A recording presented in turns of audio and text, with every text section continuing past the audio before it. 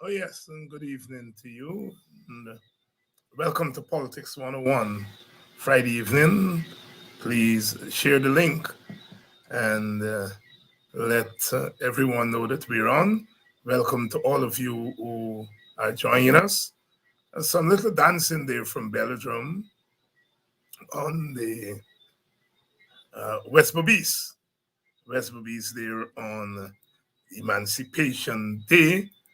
And we saw a lot of the culture being shared there on Emancipation Day.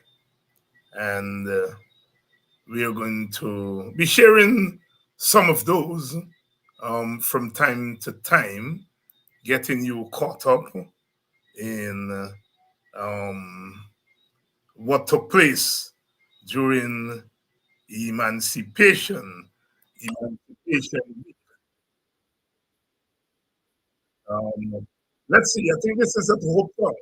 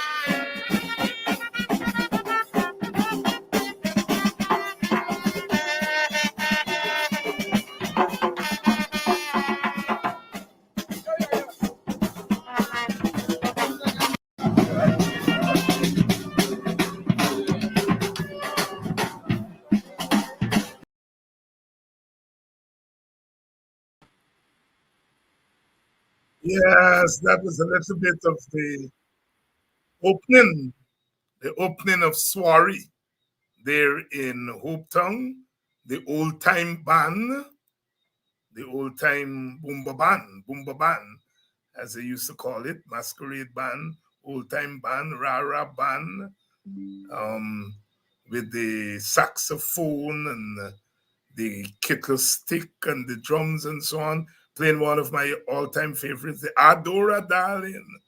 Don't you wake me for the morning, Adora Darling. Don't you wake me for the morning.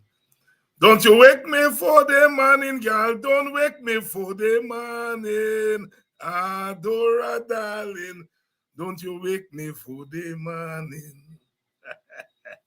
Oh, yes, yes, yes, yes. Our thing, the culture of our people. Adora, darling, don't you wake me for the morning.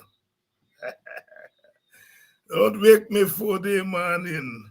Me go give you gold and diamond. Me go give you pearl and ruby. Adora, darling, don't you wake me for the morning. Me go give you gold and diamond. Me go give you pearl and ruby. Don't wake me for the morning, girl. Don't be. Ay, ay, ay, ay, ay. All right, all right, all right, all right. Good evening to all of you. Welcome to Politics 101 tonight. We're gonna be opening up the phones tonight so that you can have your say.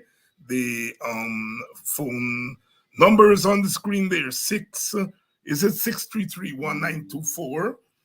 Call us via WhatsApp and get in on the conversation.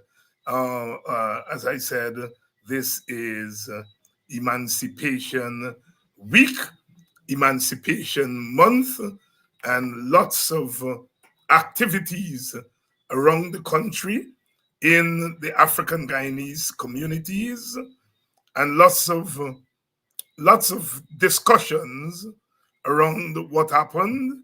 As you know, members of the government sought to impose themselves on these uh, emancipation observances, um, part of the domination and so forth. But from what we are hearing across the country, people had a good time, and the issue of what is the meaning of emancipation, what is the meaning of emancipation, really came through this emancipation, largely because of the changed circumstances in Guyana. We have been saying over and over here on the program that, well, whatever we say about Guyana, whatever we say about Guyana, Guyana is a changed place. It's a changed place, whether we like it or not. We are now perhaps the richest country in the world per capita, and that is for real. It is whether that translates into wealth for the people of Guyana. That is the central question. And that is the central question that was this year emancipation. And the question is that where do African people stand in all of this? All of this, given the enormous wealth that is coming into the country, the question is how is that wealth being distributed? The general consensus is that it is not being distributed across the board because we still have 50% of our people who live below the poverty line, live on $5 US or less per day. That is the reality.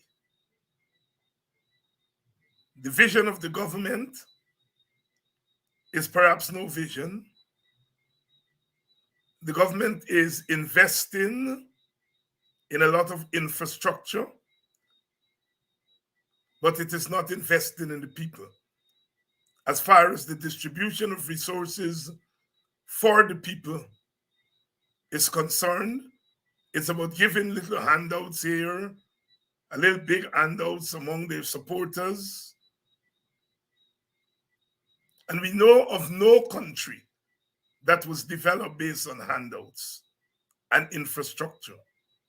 We have no problems, no objection to infrastructural development, no objections to building better roads, better bridges.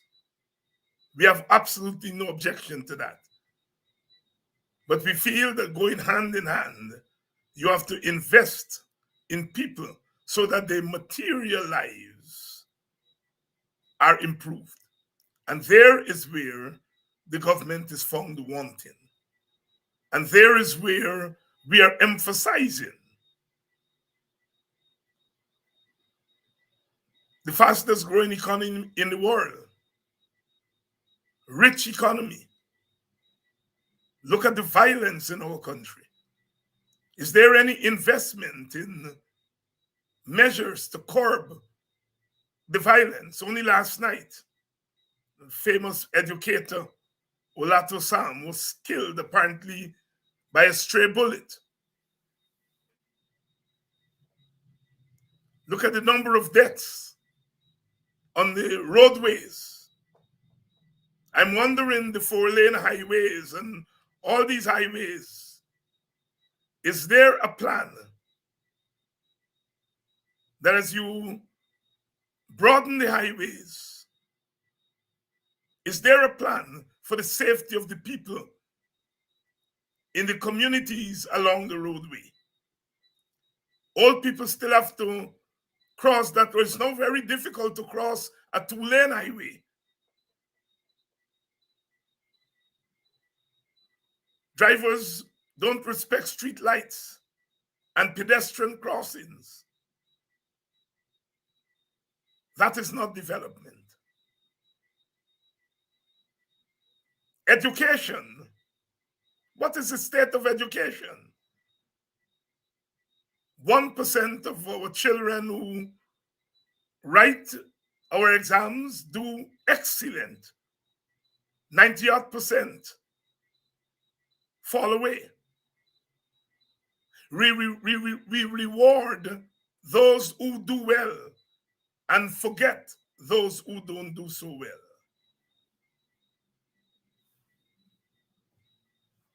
Where are we going as a nation, as a society that is being called a highly developed society? We are no longer categorized as an underdeveloped economy.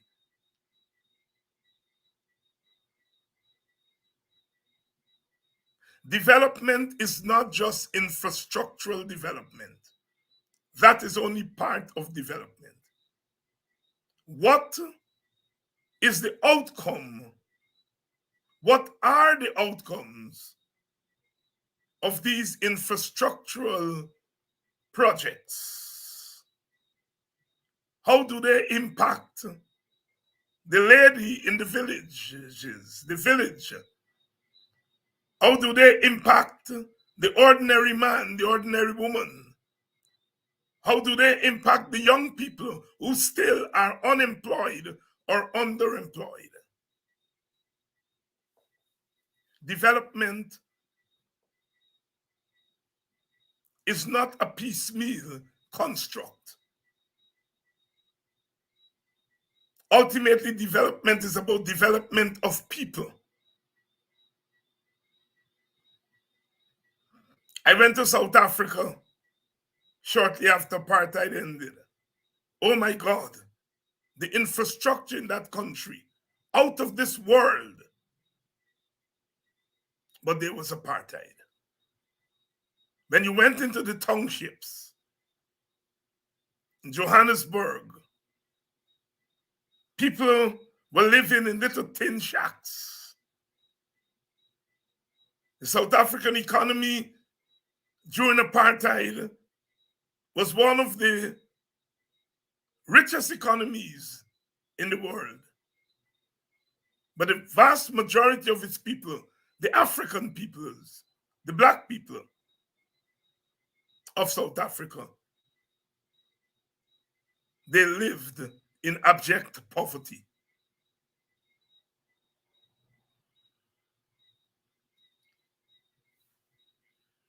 So all this talk about development is really small talk, because development is not a piecemeal thing. Good evening to all of you, and welcome to Politics 101. I've already told some of y'all people who come on this program and make trouble, I'm going to block you all and block you all permanently. I've been very, very lenient, but it's getting out of hand. Welcome to all of you. Welcome to Politics 101. We are going to be opening the line shortly. 633-1924. Please call us via WhatsApp and share your views on the issues of the day. Some of the issues arising out of emancipation, where the development of Guyana from an African Guyanese standpoint was raised. Where do African Guyanese figure in? How do they figure in to all this talk about development? I have advanced the thesis that the first at the table should be those who are owed the most. Guyana, the state of Guyana, owes all its peoples. It owes the Amerindians because their land, the land they first occupied, was raped, taken away from them, turned into slave plantations. African Guyanese are owed. They worked those plantations for over 200 years, 200 years for nothing. Not a single cent, not a blind cent. East Indians and Chinese and Portuguese came later. East Indians toiled during the period of indentureship. They were paid little. Africans toiled during that period of post-emancipation. They toiled for little. So they're owed for what they were not paid. The state of Guyana owes all its peoples. But the Africans who toiled for 2.5 centuries without pay are owed the most. They toiled for another 130-odd years until independence for little during the colonial period.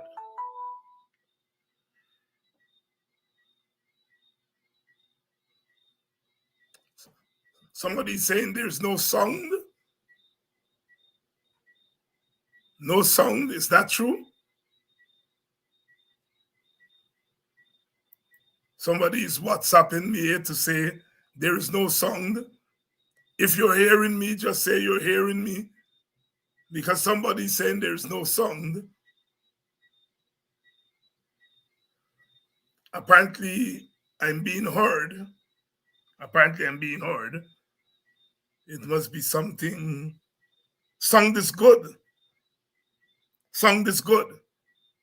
Sound is good. Sound is good. So there must be a little problem with your system. The sound is good. The song is good. They're still saying no song. There's no song on my TV. So there must be a problem with your TV there. Somebody saying loud and clear. So there must be a song with your TV. Because we are being heard loud and clear. Yes.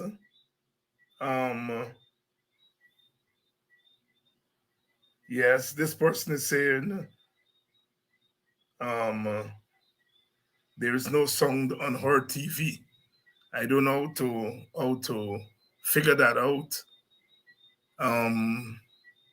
But yes.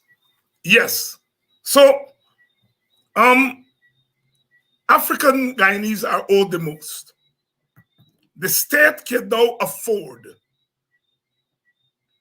It can now afford to pay its debt. And African Guyanese are not asking for more than others, although they deserve more. They deserve the most. They're asking for an equal share. So we are advancing the thesis of equality, the principle of equality. And there is an argument that that equality must take into consideration equity. That is because some groups are so far behind, they have to catch up with other groups. So any distribution must take into consideration the condition of people. I've argued on this program before that there must be equality of opportunity, but there must also be equality of condition. There cannot be equality of opportunity if there's not equality of condition. Because if your condition is worse than others, then it means your opportunities will be less than others if the playing field is equal. And so we have to begin to develop the condition of our people.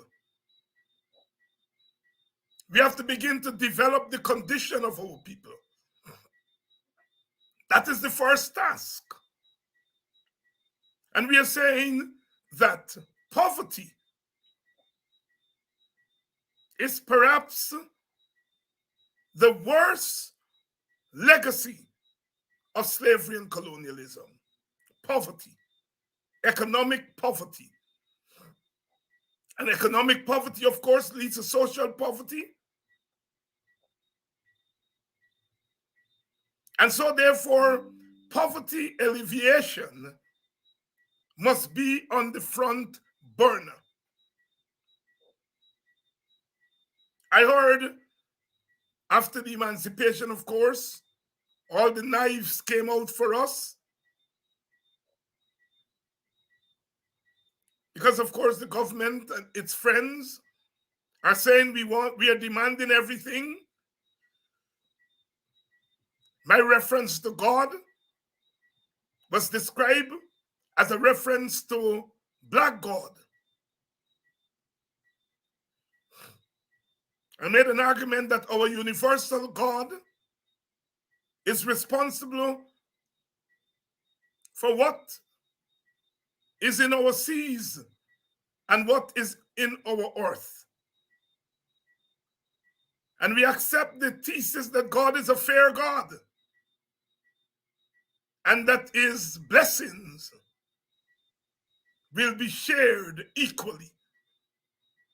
I was told that I was raised betting because I was referencing a black God and so inferring that all the resources should go to black people.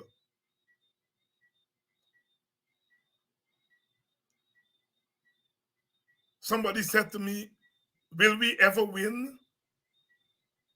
Will we ever win? We are demanding equality,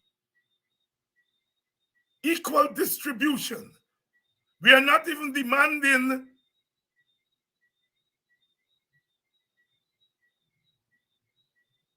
what we are owed, everything that we are owed. We are demanding equality. And we have always done so because we feel in a multi-ethnic society, all ethnic groups should be treated with equal respect and equal dignity. Because we assume that all of us are created equal, and the Constitution of Guyana affords us equality before the law. And so, our watchword is not superiority. Our watchword is equality. And one of the things that came out loud and clear this emancipation is that those in power would rather us be quiet, know our places. The fact that they tried to crash our observances, it is because they know that their presence would mean that our voices would be muted. Because of those who are in power around, it changes the atmosphere. So they wanted to come, impose themselves, and to muzzle us on our sacred day.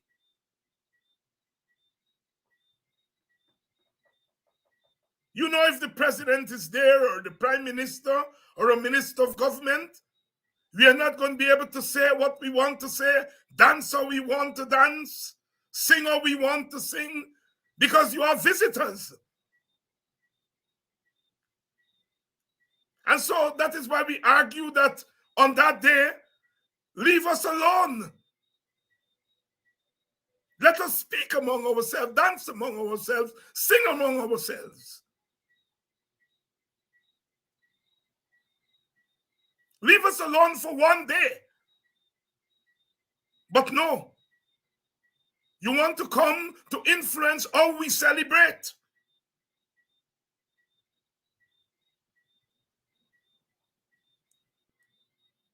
We are in serious times. Serious times. Good evening to all of you. Welcome to the program tonight. Welcome to the program tonight. We are reflecting tonight on how we are going to move forward as a country. Because we are moving forward. Despite that we were shafted by Exxon via the contract, despite the small signing bonus, despite all of that, enormous wealth is still coming into Guyana, enough to make Guyana the richest country in the world per capita. The fastest growing economy in the world. Imagine if we had gotten a better deal from GCOM, what would have happened? But the story doesn't stop on the amount of money that we are getting. More importantly, is what is done with that money we are getting. And this is where the rubber hits the road. How are we distributing what we are getting? I am not saying here that we shouldn't fight for more. We shouldn't negotiate for more. I'm saying that as we fight and we negotiate for more, we must fight and negotiate at home for a more equitable distribution. The two struggles must be carried out together. As I've said over and over again, those who are fighting for a better contract, we are with you. But we also want you to fight for a better distribution, a more equal and equitable distribution. I love Brother Glenn Lal. I love what he's doing. But I don't hear Brother Glenn Lal talking about equal distribution. Brother Glenn Lal's case would be strengthened if he says, I'm fighting to get Exxon to give us more, and also fighting for poor people and black people and Amerindian people and East Indian people to get more. He's not saying that.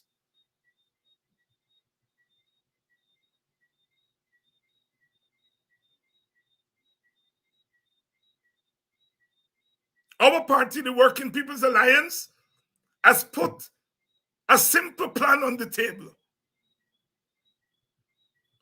We are saying that governments will do what governments always do. Government will spend on infrastructure. They will spend on schools. They will spend on hospitals. But there are things that the government will not know about, will not care about. And those are things that the people in their day-to-day existence will know about and care about. And we have put a simple plan. We have said, take 10% of what you earn every year and divide that 10% equally among the households of Guyana. They say we have about 220,000 households. And we have done the math, Professor Thomas, and we have said at our peak, we should be able to give our people the equivalent of $5,000 US, which is $1 million. If you were to start to do those cash transfers next year, it may not be 5,000. 10% of what we are taking may not be 5,000. But it will be something that you give to the people directly for them to invest in themselves. You can't go wrong. The government is investing indirectly in people, and people are investing directly in themselves. They're saying the opposition has no plan. And we are saying we have put a plan on the table. A plan that involves people investing in themselves. We have also said that if we were in government or had anything to do with government, or if the government, the present government, would listen to us, the WPI is saying we need a national oil company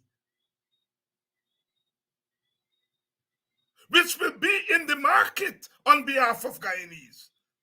It will bid for oil blocks, just like Exxon. It will help to determine the price in the market, just like Exxon. A national oil company owned by the people of Guyana will be in the market on behalf of the people of Guyana. Right now, the people who are representing Guyana is the government. The government cannot bid for an oil block because it is the government is running the auction. But if we had a Guyanese oil company owned by the people of Guyana, that oil company can bid for an oil block. So Guyanese people will not just be getting the dividends from oil from Exxon. We will also directly own oil blocks through a national oil company. You all listen to me tonight, because they say that we don't have a plan. So we will be drawing down our dividends from the external investors. And we will be drawing down dividends from what our own oil company will own in the oil sector. They say we don't have a plan. But I'm advancing the plan of the WPA here.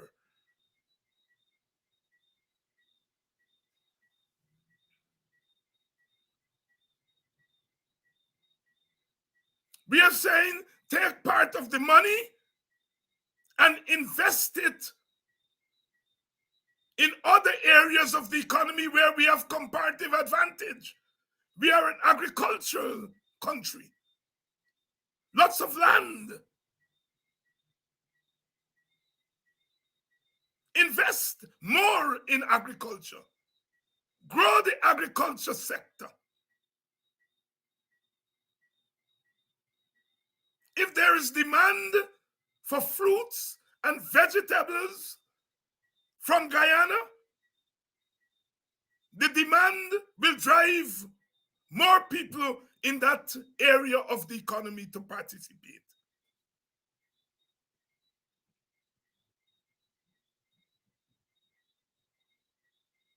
We are also saying take part of the money and invest it in renewable energy. Invest it in solar energy. We are anticipating that oil will eventually run out, or the world will move away from oil. And we must be in front of the market by investing in the new energy sources. Put some of that money to research and development.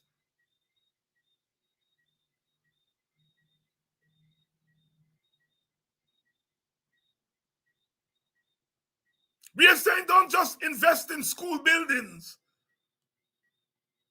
We are saying invest in education.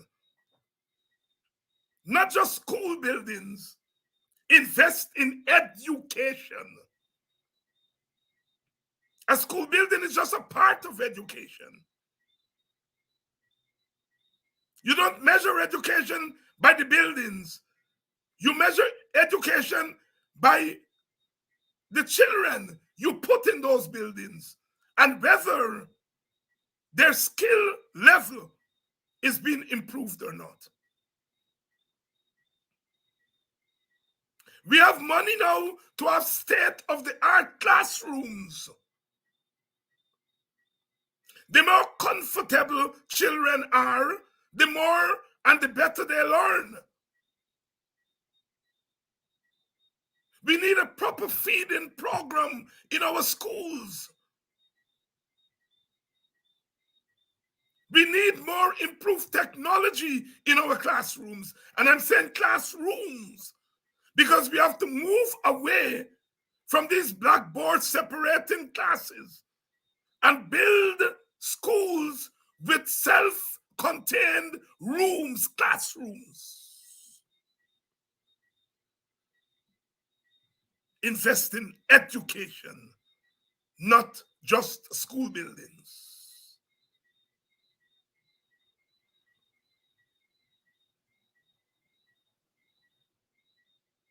Our teachers need to be paid better wages so that we will attract our top graduates to the teaching profession. That the teaching profession wouldn't be something that you go to because you can't find another job. The teaching profession should be something our young people want to go to because the satisfaction in educating the nation is great. But more importantly, you earn a living wage.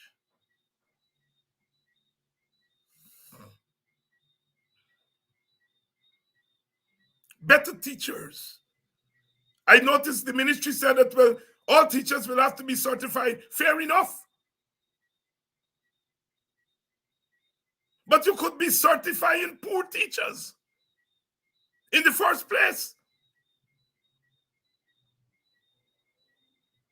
people who are not really oriented towards teaching, going to teaching, you will be certifying people who don't have an interest in teaching.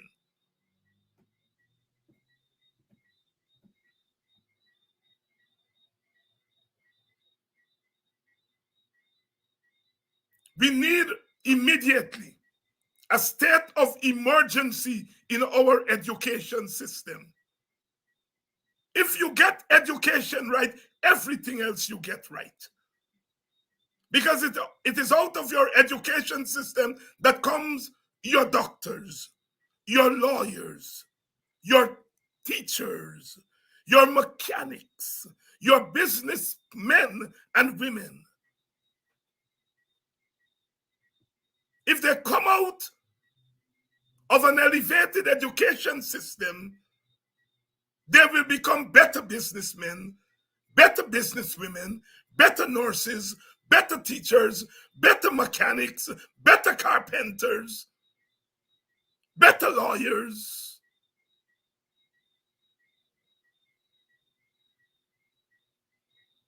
We must invest in education, not just school buildings.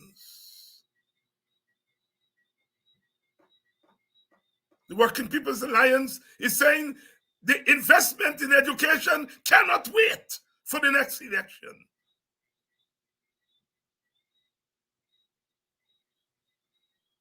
It is not how well the top 1% does.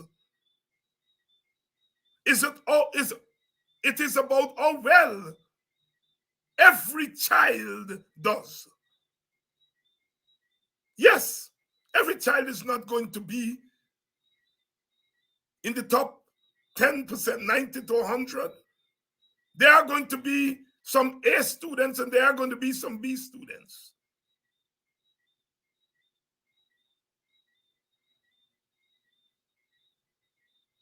But we will strive to ensure that our education system brings out the best out of our latent potential.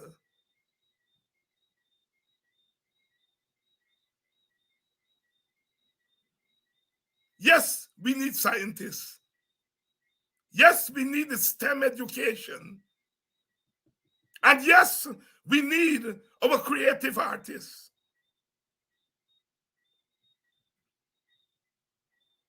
Young African Guyanese,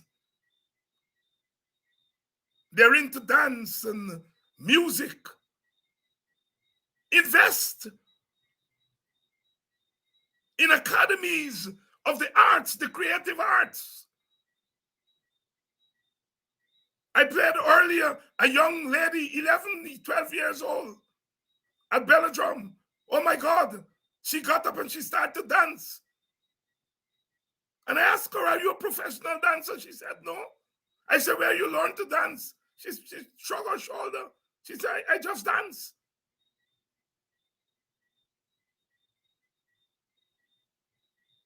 And if we were to invest in youngsters like that who are natural dancers, invest in them in dancing academies, that she doesn't have to leave West Bobis to come to Georgetown to go to a dance school, that there's a dance school right there in West Bobis that harness those dancing skills of the young people in that region. And we create a product that we can sell to ourselves and sell to tourists when they come in, so that we are not just doing ecotourism, we are also doing cultural tourism. The tourists can come and go to West Bobis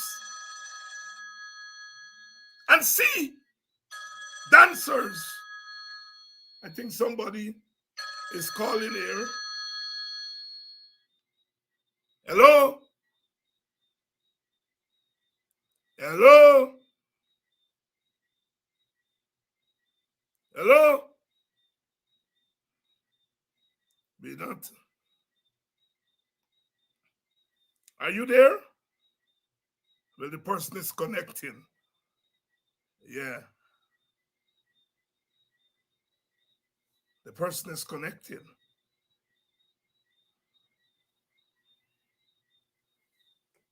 The connection seems to be bad.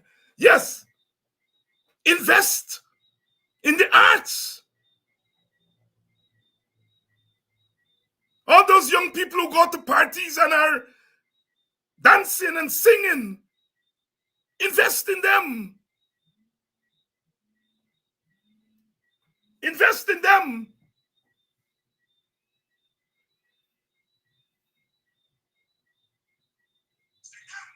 Hello?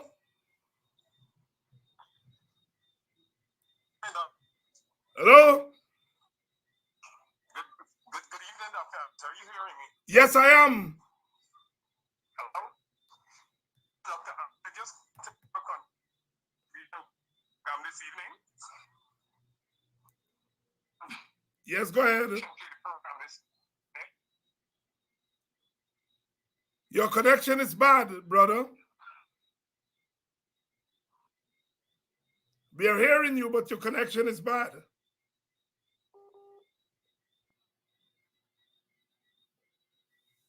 Yes, the connection is bad. All those are things that we need to straighten. We have a lot of money. Those are things we need to straighten. So we are saying, invest in people. Invest in people. Invest in education, not school buildings alone. Education.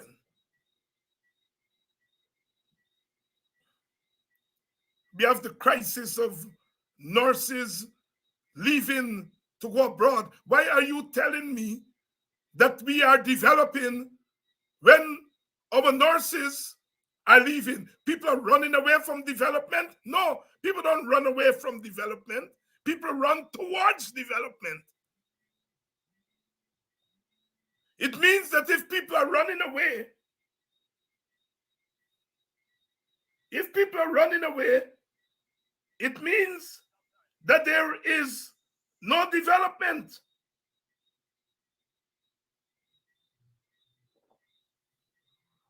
It means that there is no development. Hello?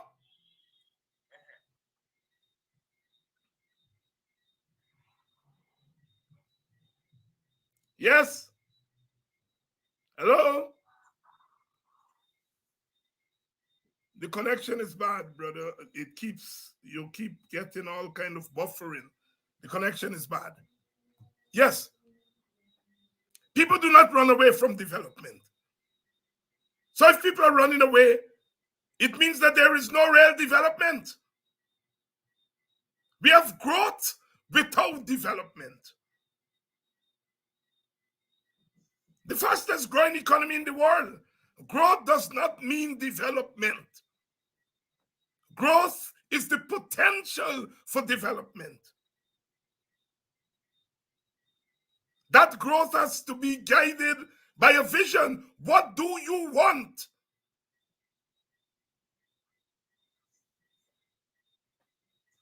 What do you want? That is what we're talking about. And so we cannot have a government that is running around the place. Hello? Hello? I'm hearing myself, which means you have your device on.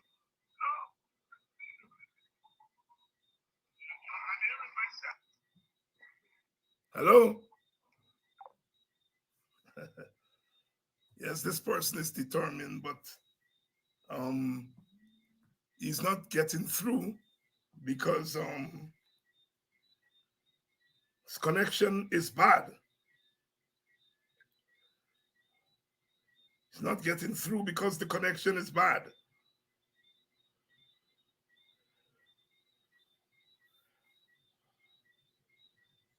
Hello, you're on to Politics 101.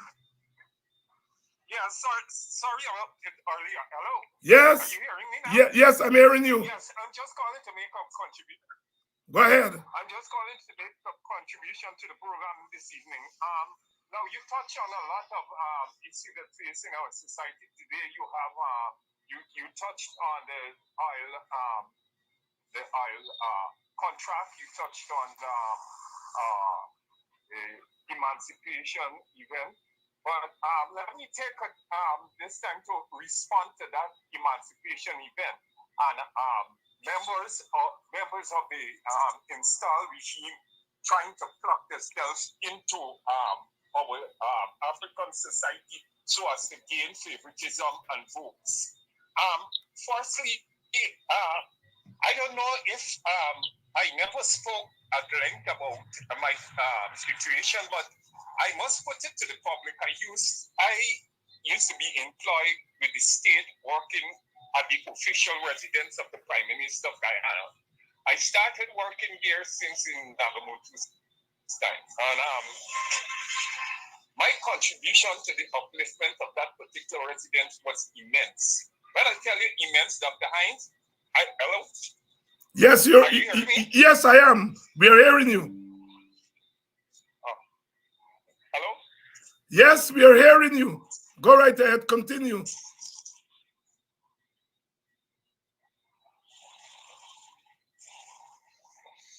muted. We are hearing you.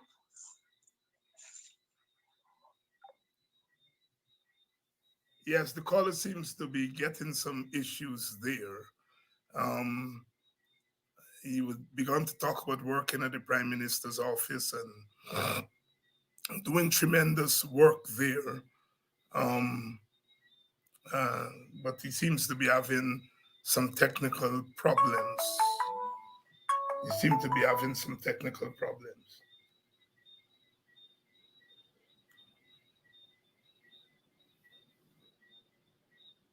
Yes, okay. I'm sorry about this. This seems to be, I keep getting muted, but to continue, yes. To deal with the emancipation issue, I think we as African Guyanese, it is time enough that I think we talk too much. Guyana is moving at a fast pace, and everybody other than Black Guyanese is benefiting from the wealth of Guyana, and it is time that we put our shoulder to the wheel. I would give it all if tomorrow morning we are to organize a mass protest throughout Guyana. I keep advocating for this all the while. The Buxton and Scove and Ithaca and Agricola, Dartmouth, Queenstown. Why don't we all come out and mount a week or 2 weeks of protest, pull our resources together, and deal with this regime? Because hello. Yes, hello? Yes, we are hearing you. Yes, because I'm asking myself a question. Why is it that we have to sit and take this? Why is it that we have to sit and take this? We are Guyanese, and moreover, we are the foundation of Guyana. You know what I mean? We came from all parts of Africa. Our forefathers worked and laid the infrastructure of this nation. When you look at Merriman's Mall, the trenches, all the major trenches, canals in the city of Georgetown were dug by slaves. And today, Guyana is reaping wealth, insurmountable wealth. And Guyanese, Black Guyanese, is gaining nothing. We are gaining nothing, and we're quiet. So I put it to you, Dr. Hines, and I'm putting it to the public out here. Let us pool our resources together. I'm calling for 2 weeks of mass protest throughout the length and breadth of Guyana. This should not be hard. This should not be hard for us to do. This should not be hard for us to do. Ithaca comes out. the entire Barbados area, all our African people in the Barbados area, pull your resources in whichever village you are, come out and protest. In Georgetown, everybody in Georgetown, you come out in your numbers. On the Essequibo, of course, you come out. Linden, the same thing. It doesn't matter whatever form the protest will take, just come out and do it. Because let me tell you something. If we allow this period to pass, we'll be in trouble. We're heading for slavery again. We're already tipping the beginning of slavery. We're already in it again. So are we going to allow 5 years or 2 more years to pass with this installed regime? Are we going to sit back and take this? I'm totally up it because I'm telling you, I myself have had a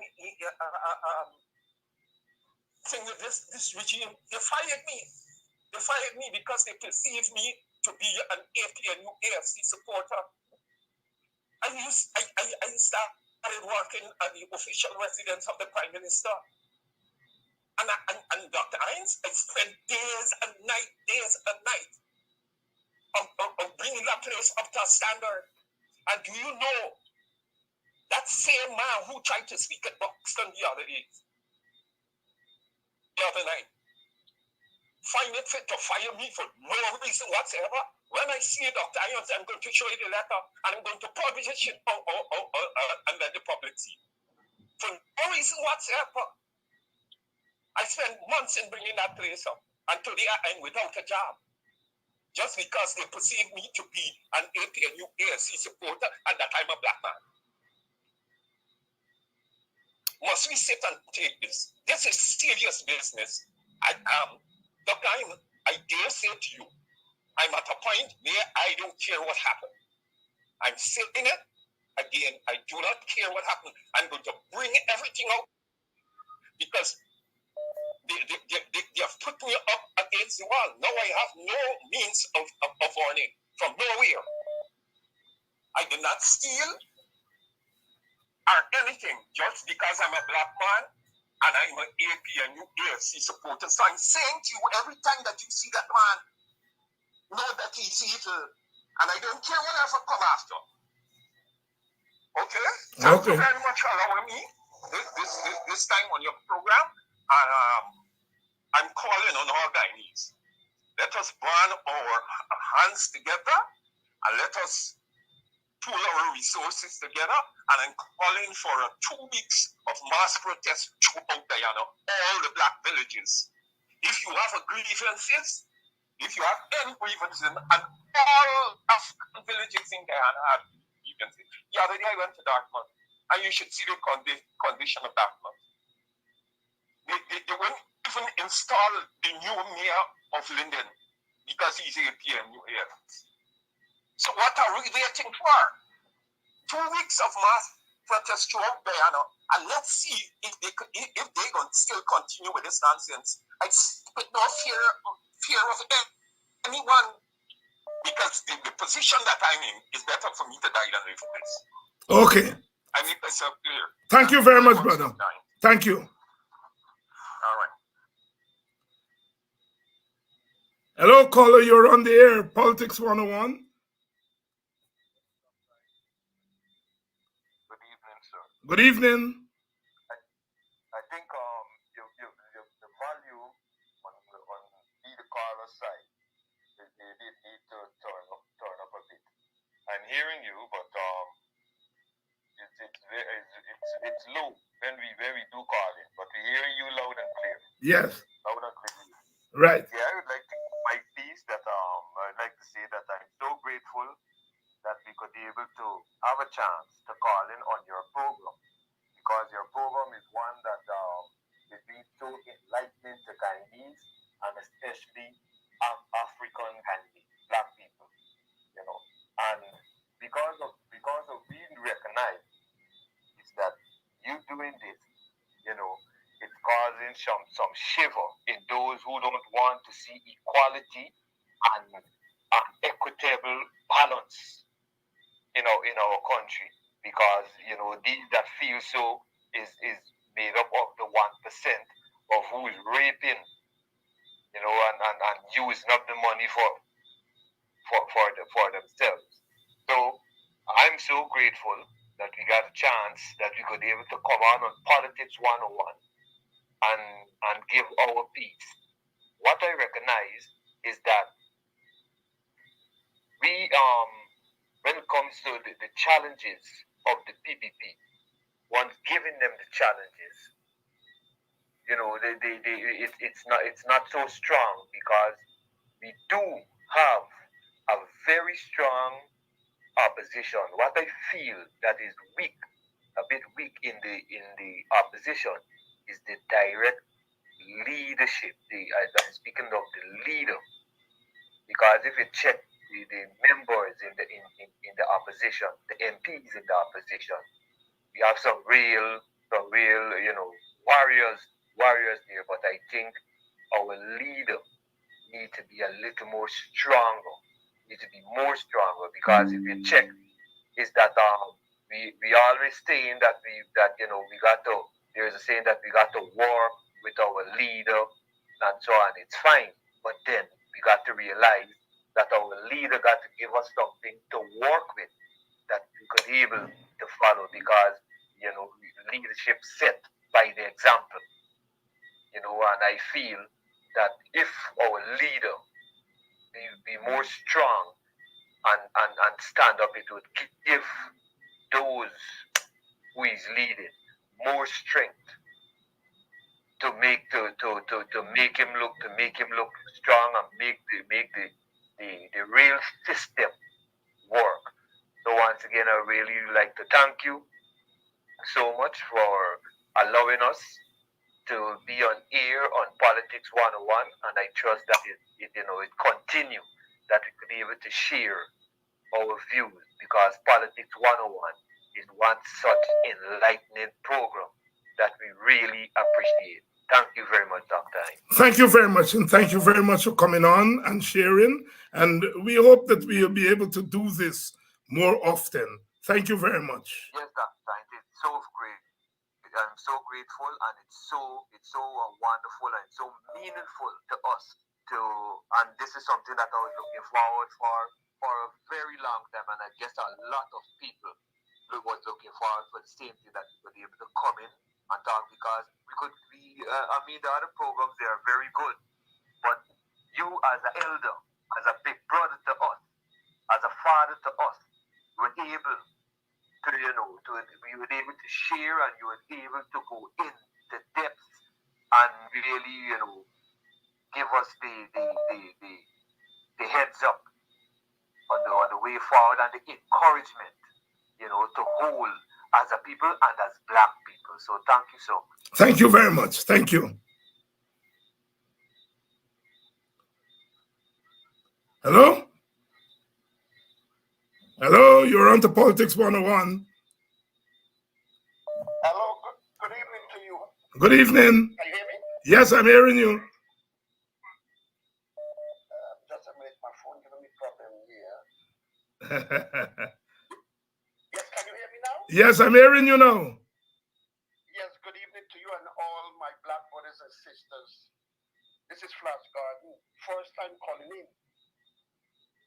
Let me say something to that caller and remind him something about politics.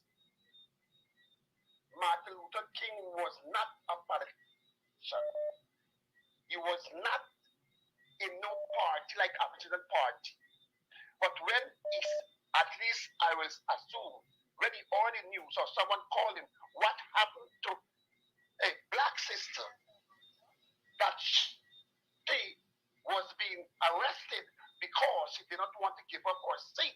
When the white man tell her, go to the back, she represents her identity and whatever she believes, she represents. Martin Luther King looked to his family. He began a little kids, and he said, enough is enough. Somebody have a take stand.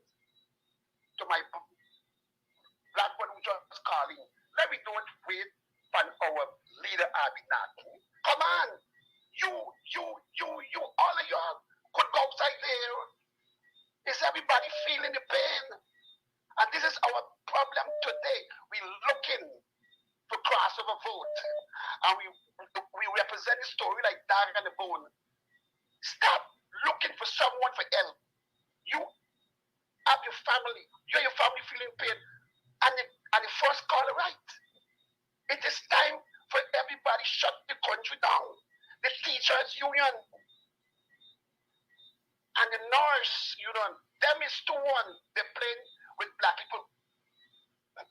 Happiness is there because so many things happening, and both of them cannot come together.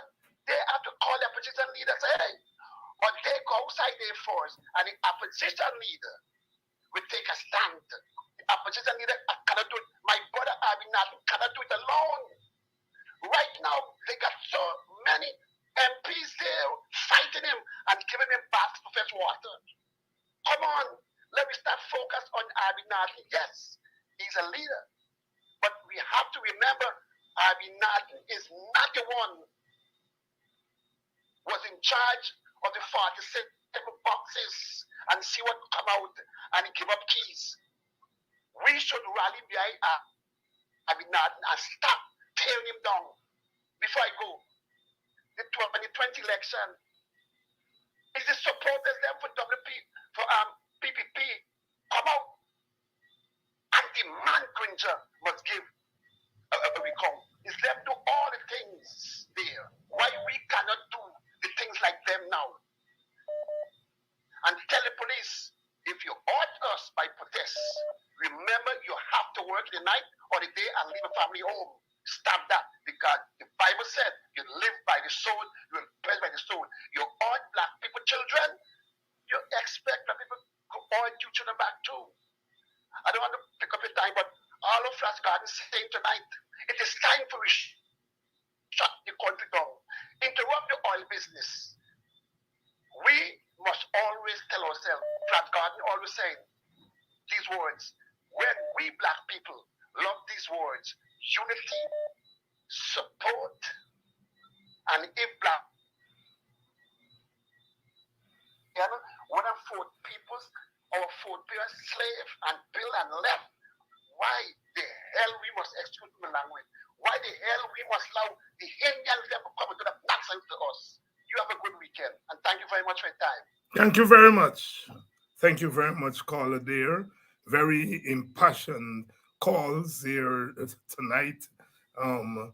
People, of course, are expressing their views. And it's good to hear from you. It's good to hear from you. And I do promise we'll do this more often. We'll take a couple more calls. We'll take a few more calls. And then, because I know we don't want to drag it out all night, but we'll take a couple more calls from those who really, I think we have one here. Hello, good evening. Welcome to Politics 101. Hello. Yes, good evening, Dr. Hines. Yes, can you hear me? Yes, I can. Good evening. Great. Yes. Good evening to everyone in the Guyanese diaspora. I'm hearing a buzzing sound there. Yes, somebody's calling the rec, and the usual story. If you call the rec, it interrupts the WhatsApp calls. Yes. Yeah. Yes. Okay. I think you're having a fine program. I think there is a huge opportunity to reach out and have a broader reach to the people. I think you should make this a more frequent occurrence. You spoke about the issue of reparations. And I think reparations is more so topical now. It's more so on the agenda, on the front burner now. I was pleased to hear that some element of the PPP party had went to the General Assembly of the United Nations and they had raised the issue of reparations and the justice that can flow from reparations. I am hearing you talking about reparations. I heard Comrade Norton spoke in the church about restoration and equity. He did that a few days ago over the past weekend in an interfaith conference. So I was talking about reparations earlier in the week on another program, and I think reparations is overdue. I also think that the churches, and this is not, I'm not forcing the churches to do this. The churches must see that a central theme of Christianity is premised on reparations. And I had spoken about God wanting to redeem the world from sin. And that's why he gave his only begotten son in John 3:16. For God so loved the world that he gave his only begotten son. And I was saying to Christian people, particularly elders and pastors, that there should be some effort made to address emancipation and address emancipation as a process. And part of that process of emancipating ourselves as Christian people arrives at a position where repatriation becomes necessary. A necessary part, a necessary phase of emancipation. President Granger spoke about freeing ourselves from mental slavery. And part of that emancipation of ourselves from mental slavery has to do with the process which flows ultimately into reparations. So reparations and emancipation are one in the same. One begins the process of emancipation, and one facilitates emancipation with things such as atonement, reconciliation, and reparations. I don't think we can go to Parliament and ask Parliament or the National Assembly about reparations if the Christian ministers in the coalition, I'm talking about the Christian parliamentarians, don't quite see that reparations is a very Christian theme. This is something, reparations hasn't been pushed, even with a one-seat majority. And President Granger, a steadfast Christian, should have at least used the one-seat majority to facilitate reparations. It would have been a beautiful thing because, look, Irfan Ali went to the United Nations and spoke about reparative justice. So it seems as though this is something that is overdue. Amerindians are getting their reparations on the issues of land, right? And I think that the COI, the Commission on Ancestral, Communal, and Indigenous Lands, that President Granger brought into existence in 2017, has a large role to play in repairing the damage and compensating the loss of land. So I'm glad that President Granger this past week in the Village Voice spoke about emancipation and touches on a lot of the issues which we need to address. Lastly, sir, very quickly, the first caller who said he was working for the Prime Minister's office and the second caller raised the issue of a disconnect. There seems to be a disconnect between new leadership and the people. It seems as though we gave them a mandate, but they're not quite carrying out the mandate of the people. And Dr. Hines, that's a serious matter. That's a very, very serious matter, Dr. Hines, because ultimately, political leaders, if they don't do what the people are asking, they will be replaced. I can tell you that much. This is a very, very serious matter.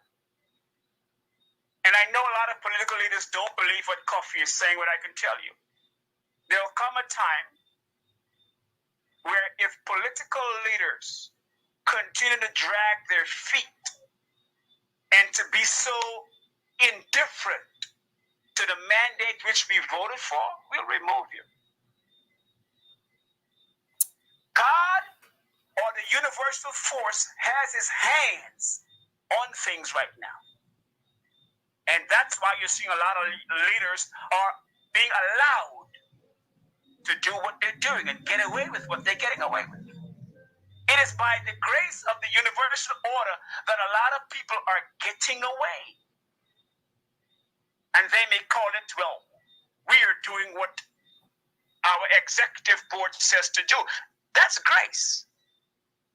For people who believe in spirituality, you are being given grace. And there'll come a time when there'll be no more grace. This is not an insult or a threat. This is just what history shows. The Bible shows it. God gave those in the Bible a time to stop doing what they were doing. He said, build the ark. Noah built it. He said, 2 of each kind on the boat. After the time runs up, close the doors. And drown them all. So I'm saying this in a very prophetic sense, in a very spiritual sense.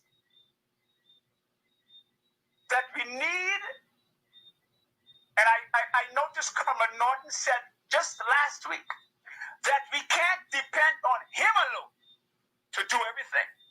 I agree with you, Comrade Norton. We can't depend upon you alone to do everything. But Comrade, I think the people are asking you for some constitutional support. If you can reach our way and says, we are standing to defend impunity and violations against our Constitution, the people want a mandate, Comrade.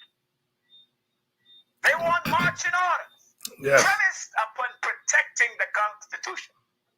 Well, all right, Brother Kofi. So hopefully, Comrade, yes, sir. No, go ahead. Finish up. Yes, sir. So hopefully, Comrade Norton, we understand we've got to carry our weight. But Comrade Norton, you have the constitutional mandate, and you've got to meet us halfway. We are not worried about whether we're going to be in the right. We are defending the Constitution from impunity and violations. We are already in the right when we stand to defend the Constitution. But Comrade Norton, you have the constitutional position to reach us halfway. And that's what we're not getting from you, your Comrade. So understand, we hear you. The time is at hand. All right. To protect the Constitution. Thank you, sir. Thank you very much, my brother. Thank you very much, Kofi, for coming through and thank you, sir. and expressing your view. We are moving on.